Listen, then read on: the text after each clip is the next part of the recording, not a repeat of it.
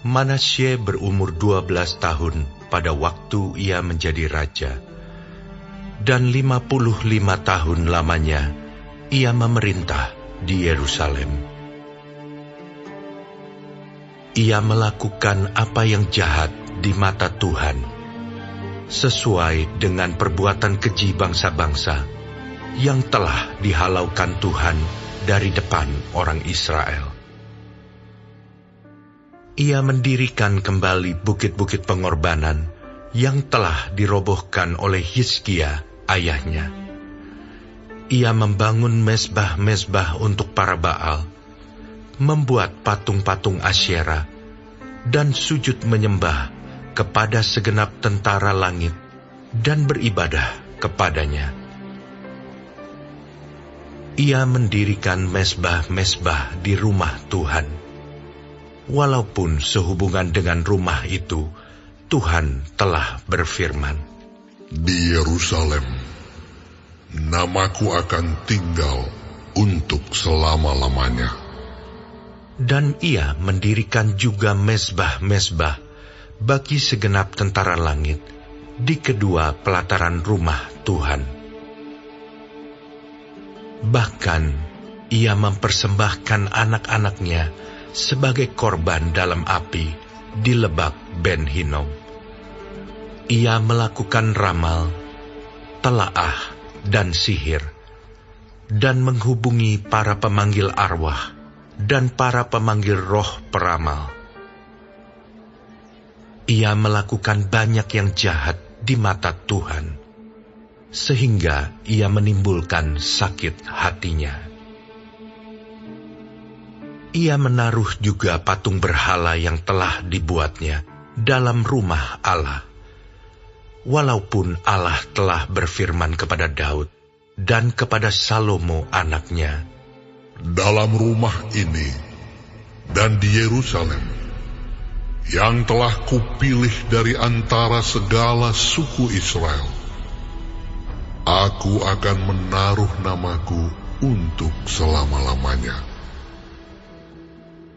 Aku tidak akan membuat pula orang Israel berjejak keluar dari tanah yang telah kutentukan untuk nenek moyangmu, asal saja mereka melakukan dengan setia segala yang telah kuperintahkan kepada mereka dengan perantaraan Musa, yakni segala hukum, ketetapan, dan peraturan." Tetapi Manasye menyesatkan Yehuda dan penduduk Yerusalem, sehingga mereka melakukan yang jahat lebih daripada bangsa-bangsa yang telah dipunahkan Tuhan dari depan orang Israel. Kemudian berfirmanlah Tuhan kepada Manasye dan rakyatnya, tetapi mereka tidak menghiraukannya. Oleh sebab itu, Tuhan mendatangkan kepada mereka panglima-panglima tentara Raja Asyur yang menangkap Manasye dengan kaitan, membelenggunya dengan rantai tembaga, dan membawanya ke Babel. Dalam keadaan yang terdesak ini, ia berusaha melunakkan hati Tuhan Allahnya. Ia sangat merendahkan diri di hadapan Allah nenek moyangnya, dan berdoa kepadanya. Maka Tuhan mengabulkan doanya dan mendengarkan permohonannya. Ia membawanya kembali ke Yerusalem dan memulihkan kedudukannya sebagai raja. Dan Manasye mengakui bahwa Tuhan itu Allah. Kemudian ia mendirikan tembok luar pada kota Daud, di sebelah barat Gihon, di lembah, sampai dekat pintu gerbang ikan, mengelilingi Ofel. Tembok itu dibuatnya sangat tinggi. Ia menempatkan juga panglima-panglima perang di tiap kota kubu di Yehuda. Ia menjauhkan allah-allah asing dan berhala dari rumah Tuhan, juga segala mezbah yang didirikannya di atas gunung rumah Tuhan dan di Yerusalem, dan membuangnya keluar kota. Ia menegakkan kembali mezbah Tuhan, mempersembahkan korban keselamatan dan korban syukur di atasnya, menyerukan kepada Yehuda untuk beribadah kepada Tuhan Allah Israel.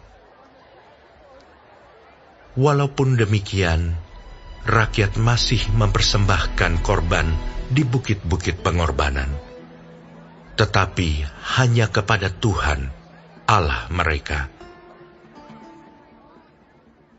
Selebihnya dari riwayat Manasye, doanya kepada Allahnya, dan ucapan-ucapan para pelihat yang berkata-kata kepadanya dengan nama Tuhan Allah Israel, sesungguhnya semuanya itu terdapat dalam riwayat raja-raja Israel. Doanya dan pengabulan doanya, segala dosa dan ketidaksetiaannya, semua tempat di mana ia telah membangun bukit-bukit pengorbanan, serta mendirikan tiang-tiang berhala dan patung-patung sebelum ia merendahkan diri. Sesungguhnya, semuanya itu tertulis dalam riwayat para pelihat. Kemudian Manasye mendapat perhentian bersama-sama dengan nenek moyangnya, dan ia dikuburkan di dalam istananya. Maka Amon anaknya menjadi raja menggantikan dia. Amon berumur 22 tahun pada waktu ia menjadi raja, dan 2 tahun lamanya ia memerintah di Yerusalem. Ia melakukan apa yang jahat di mata Tuhan, seperti yang telah dilakukan Manasye ayahnya. Amon mempersembahkan korban kepada segala patung yang dibuat Manasye ayahnya, dan beribadah kepada patung-patung itu.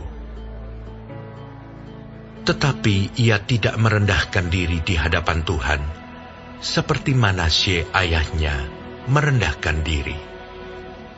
Malah Amon makin banyak kesalahannya.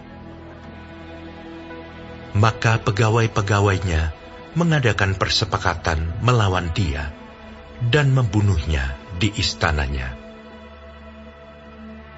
Tetapi rakyat negeri itu membunuh semua orang yang mengadakan persepakatan melawan Raja Amon. Dan rakyat negeri itu mengangkat Yosia, anaknya, menjadi raja menggantikan dia.